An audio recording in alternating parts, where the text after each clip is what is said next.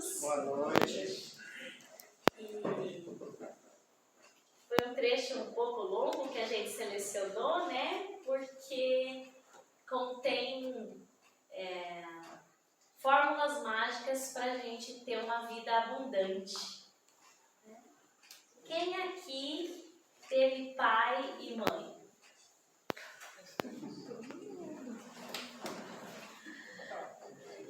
O ingrato diz assim: eu não tive pai, porque ele me abandonou. Eu não tive mãe, porque a minha mãe era não sei o quê.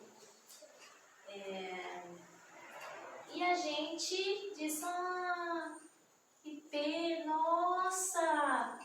E se vitimiza junto com um colega que pode falar assim pra gente.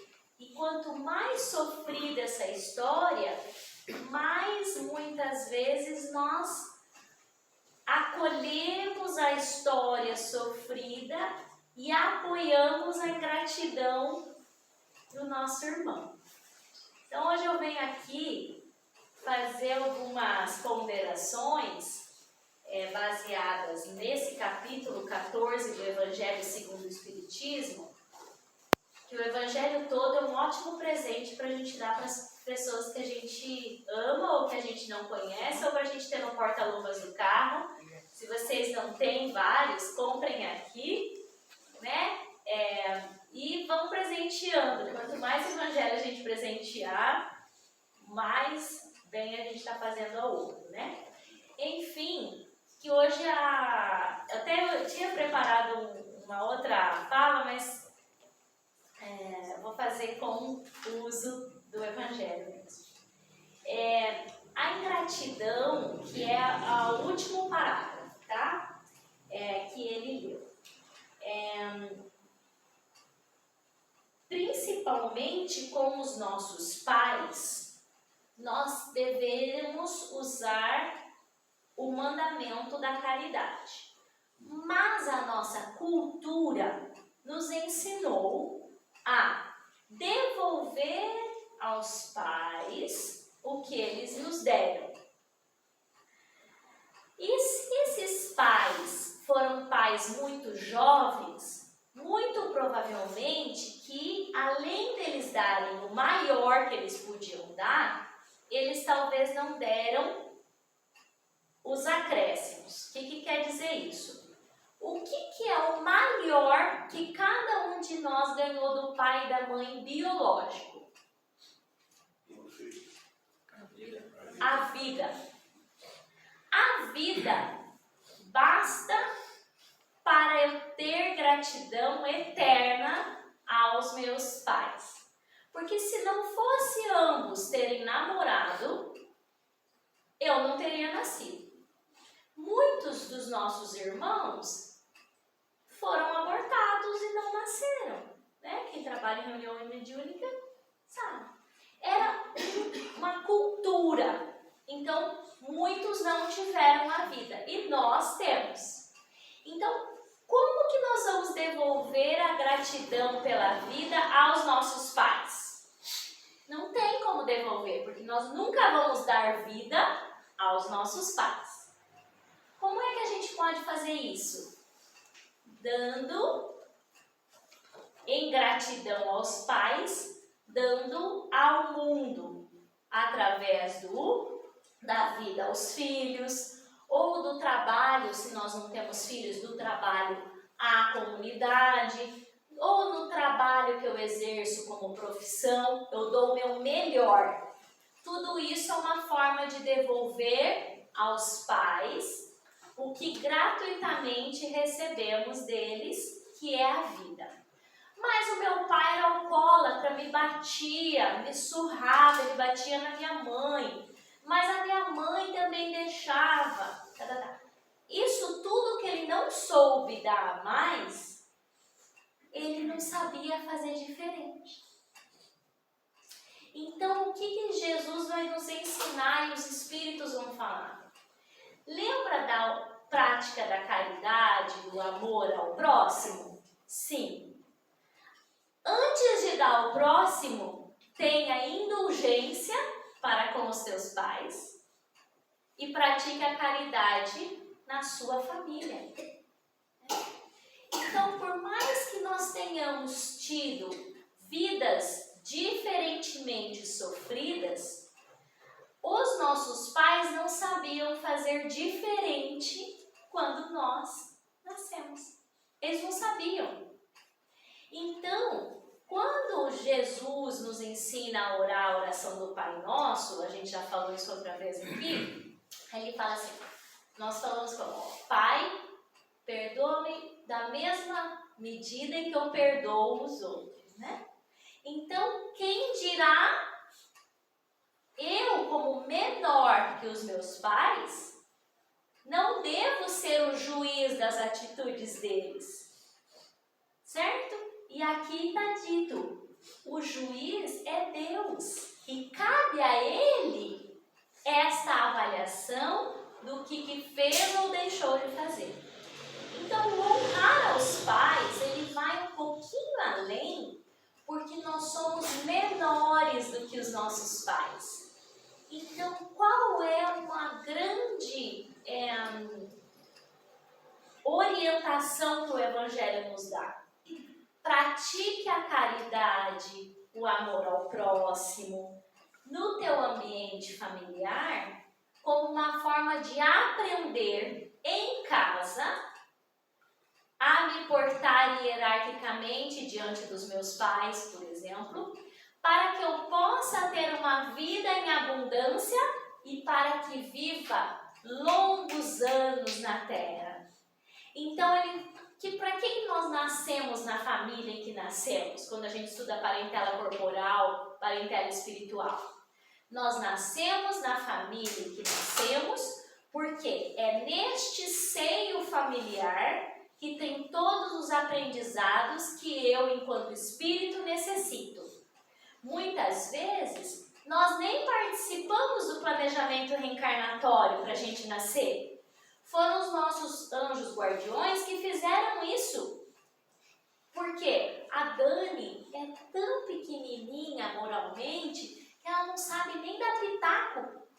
Que família que ela tem que nascer? Então, os nossos anjos guardiões, toda a equipe dos anjos da nossa família, né, nossos amigos espirituais, reúnem-se e digam, não, para a Dani é melhor nascer na família do Wilson e da Elvira, porque ali ela vai ter a oportunidade de treinar como ser mimada, porque eu sou caçula, como ganhar leitinho na mão até o último dia de faculdade, né? Porque eu tive tudo isso aí na minha casa, porque eu cheguei já com os meus pais, depois de 7 anos do meu irmão que vem acima de mim. Então, o primeiro foi um aborto, segundo a Adriana, minha irmã, terceiro meu irmão, depois de 7 anos veio eu.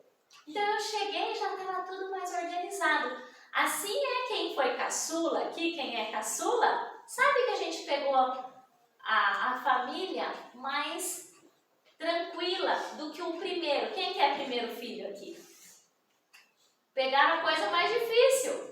E aí, você é caçula? Eu sou caçula. Olha lá, ó. Daí vem aqui, trabalha bonitinho, fala. Porque a gente já pegou a coisa mais macia. Embora tenhamos tido algumas dificuldades, que todos tivemos, o mais velho às vezes tem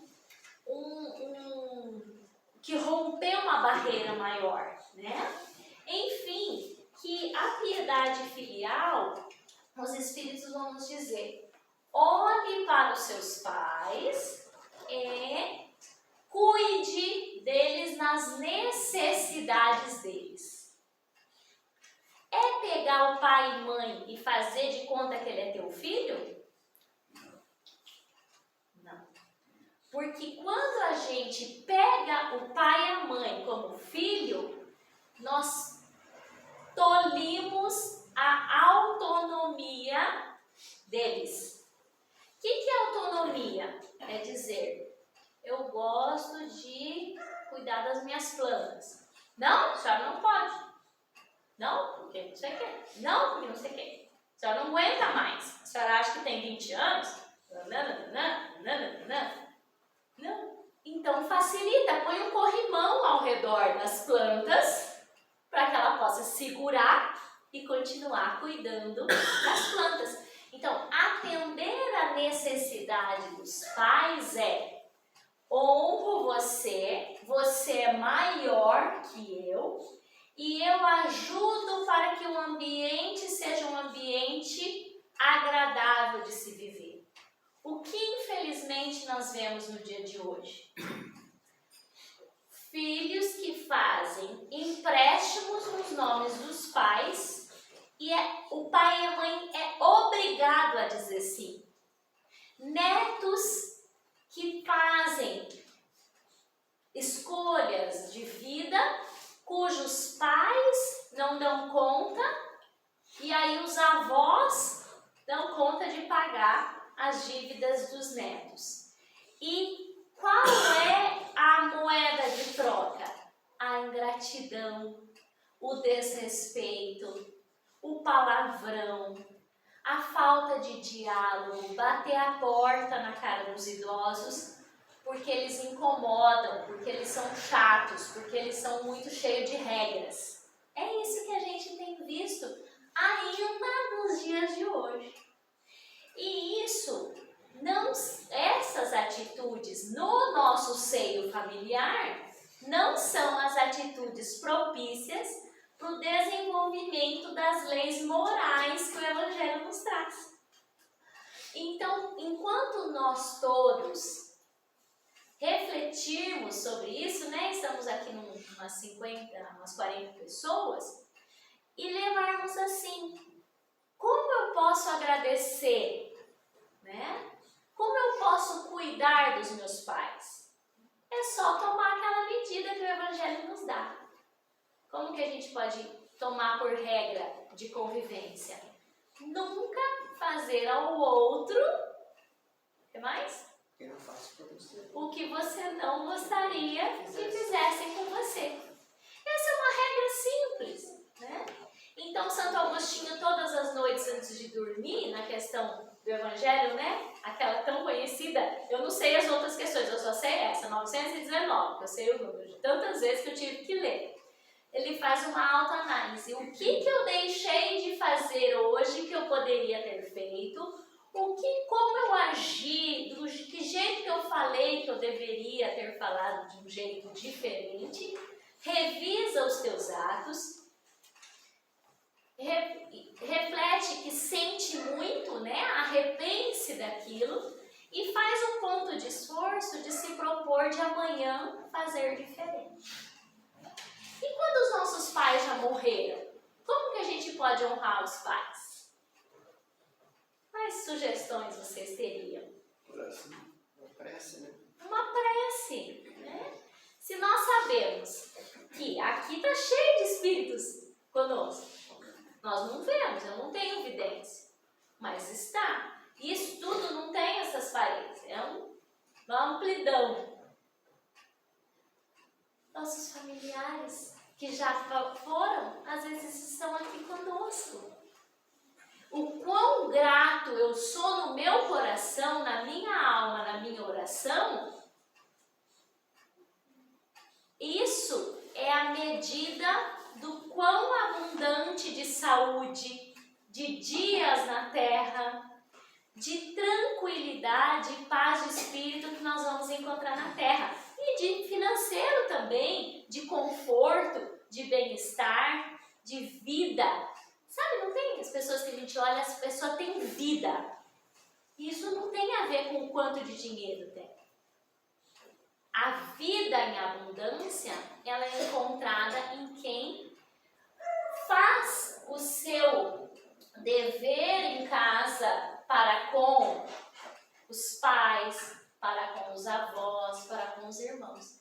E os nossos pais que partiram, a gratidão que eu tenho para com eles, eu posso replicar para com os meus descendentes ou para com os grupos em que eu conviva se eu não tenho filhos repetindo, né?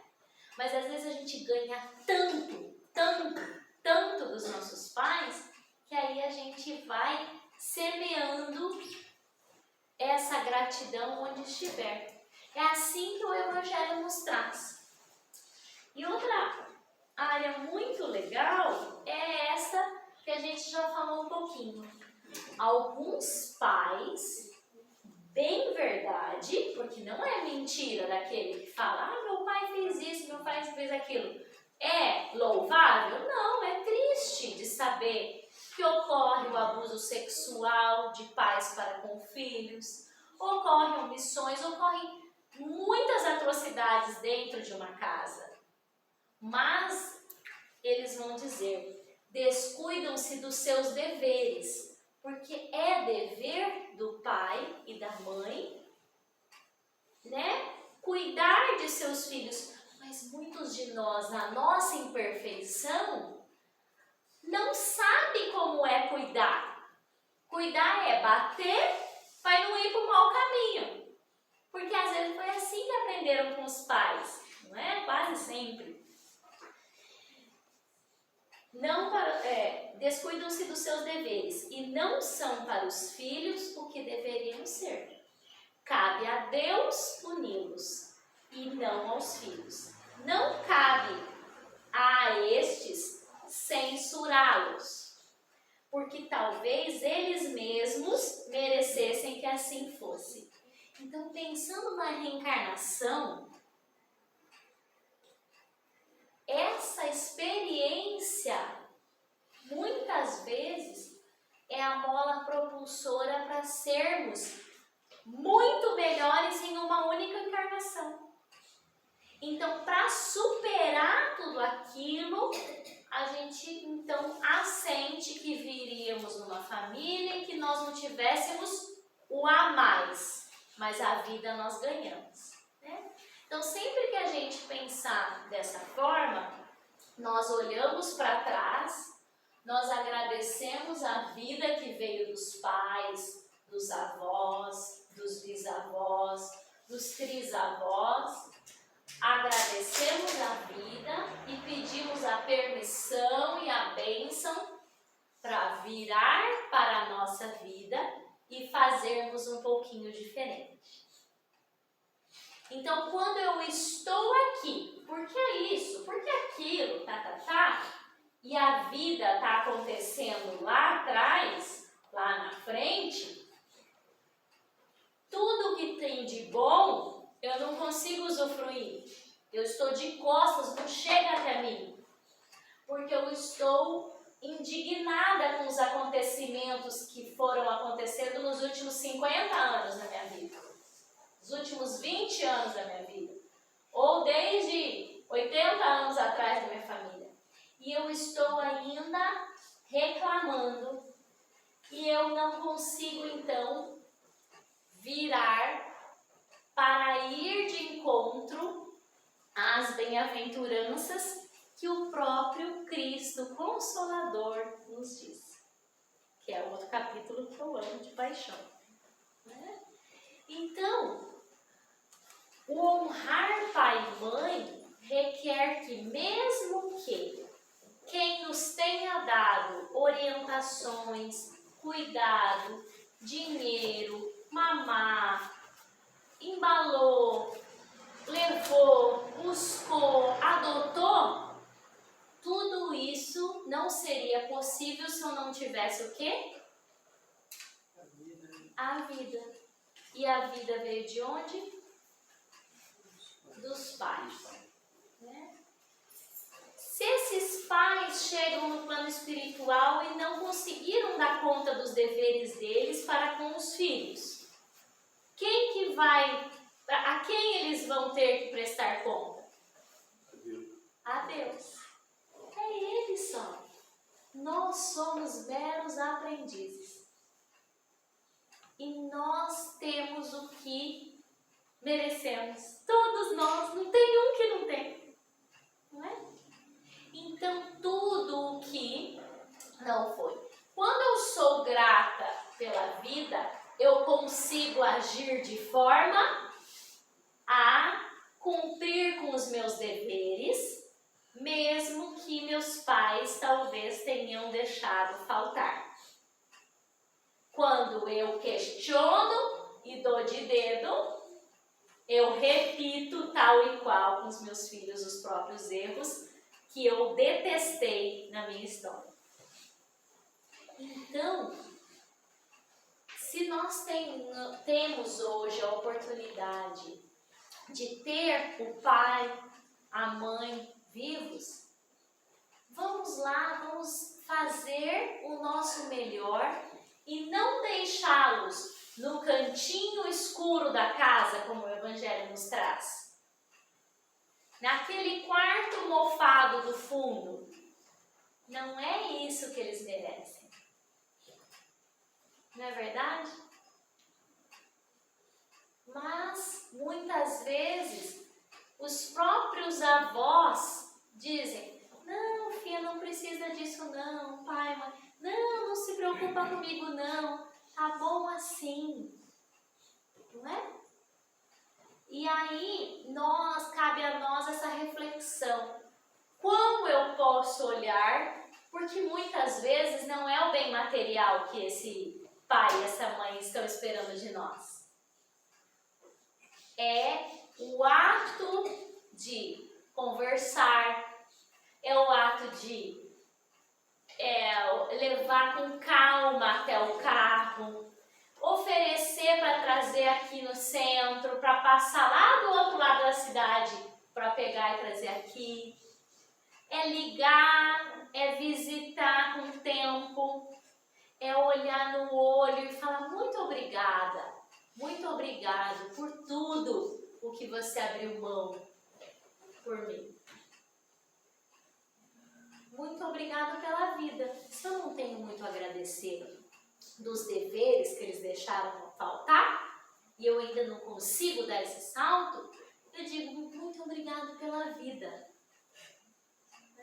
Então nós podemos fazer isso hoje. Hoje é o momento. Muito bem. Deus disse ainda: honrai vosso pai e vossa mãe, a fim de viverdes por muito tempo na terra que o Senhor vosso Deus vos dará. Por que então promete como recompensa a vida na terra e não a vida celeste? A explicação se encontra nestas palavras: que Deus vos dará, que foram suprimidas na forma moderna do decálogo, por isso alteraram completamente a significação. É preciso voltar às ideias, aos pensamentos dos hebreus na época.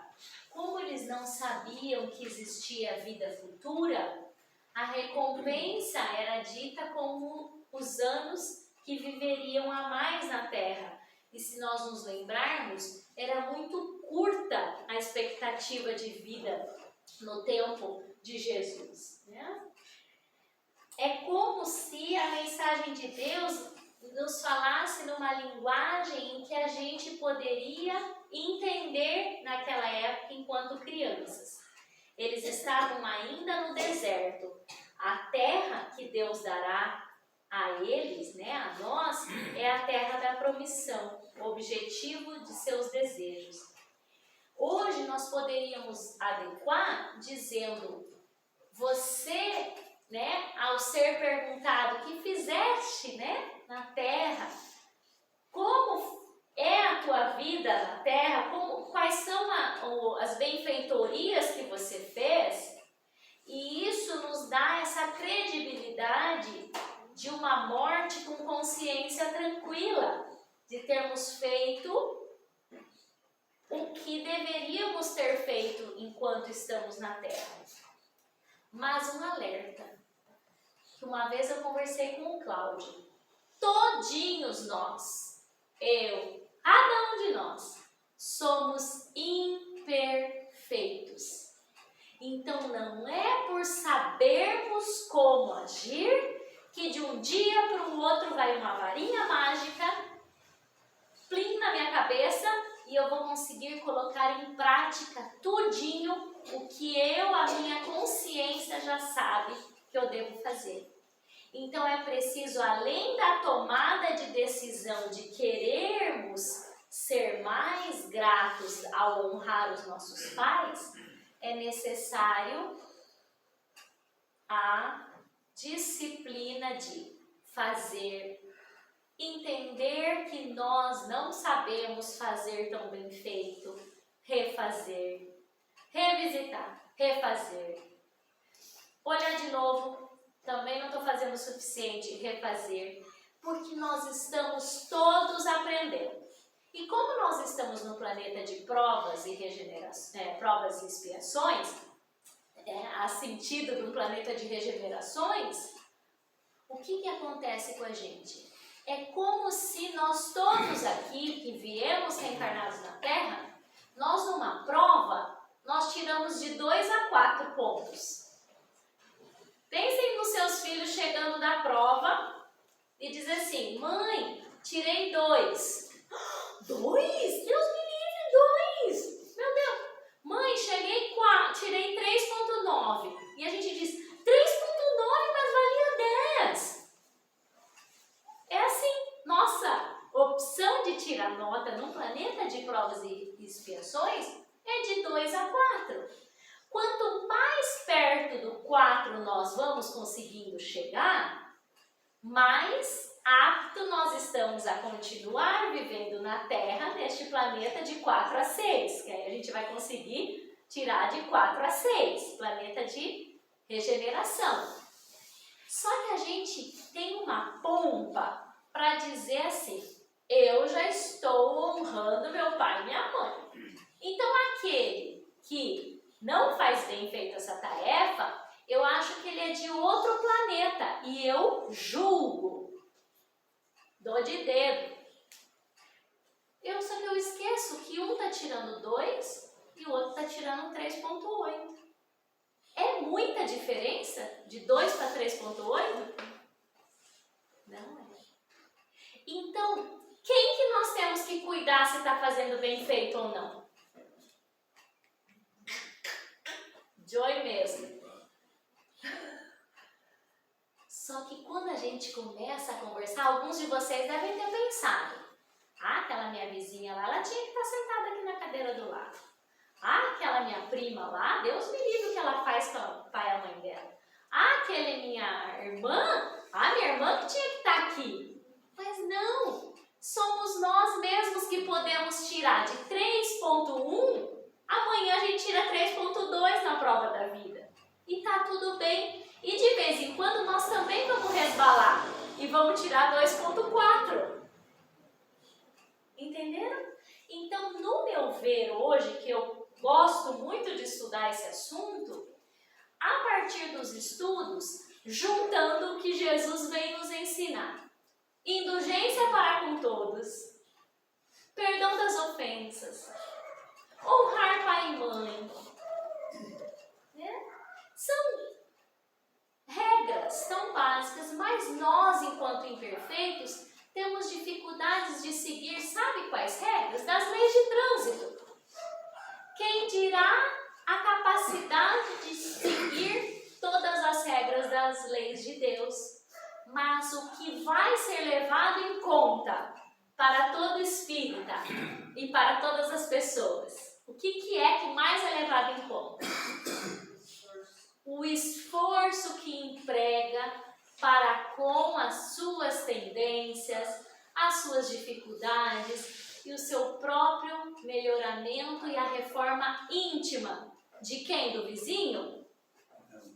De cada um de nós. Então, o Evangelho é muito claro. Ele vai nos trazer recursos que às vezes parece que não são possivelmente aplicáveis.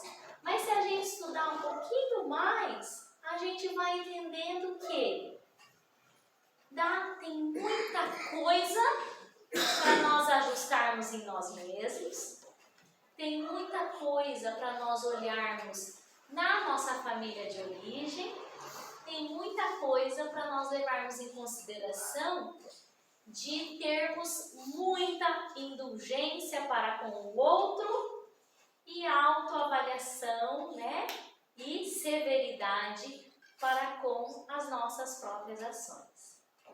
Então, a mensagem de hoje é que a gente possa, então, através da nossa prece, do nosso exercício, sermos gratos aos pais que nos deram a vida. E se ainda nós temos a oportunidade de termos vivos, que a gente possa ainda nesta vida reconhecer o quanto hoje conquistamos pela vida que veio do pai e da mãe, né? Não deixando somente as migalhas para os nossos pais, mas sim entregando a eles tudo o que estiver na necessidade deles. Ainda mais se eles tiverem dificuldades, né? Para com os seus cuidados de saúde, dificuldades financeiras. Assim eu concluo essa parte da reunião de hoje e passo então a palavra.